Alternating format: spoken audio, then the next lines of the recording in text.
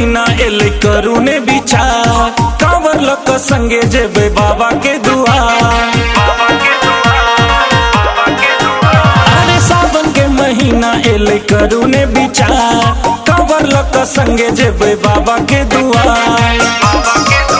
हम सब जपबै भक मगन कि सब बाजू हर हर बम, हर हर बम, हर हर बम बम बम, कि सब बाजू हर हर बम, हर हर बम, हर हर बम बम बम।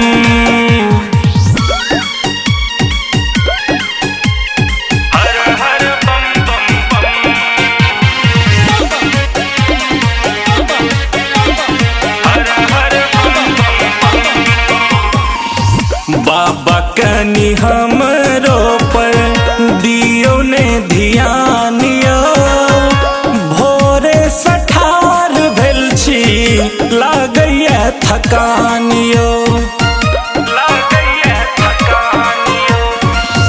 बाबा कनी हमरो पर दियो ने ध्यान यो, भोरे सठार भेल छी लागैया थकान यो।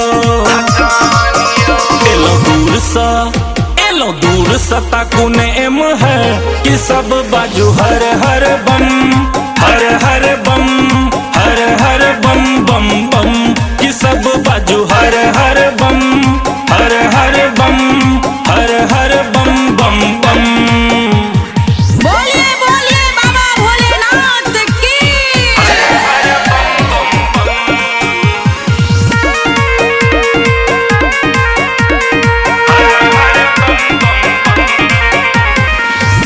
हारल थाकल बाबा बनल छी अभागल, मन के मनोरथ लाका आहा द्वार आयल।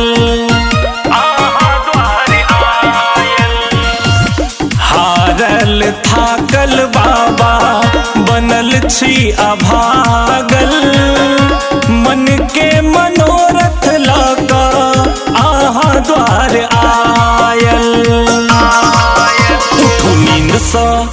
उठू नींद सा लिया ने खबर कि सब बाजू हर हर बम, हर हर बम, हर हर बम बम बम, कि सब बाजू हर हर बम, हर हर बम, हर हर बम बम बम।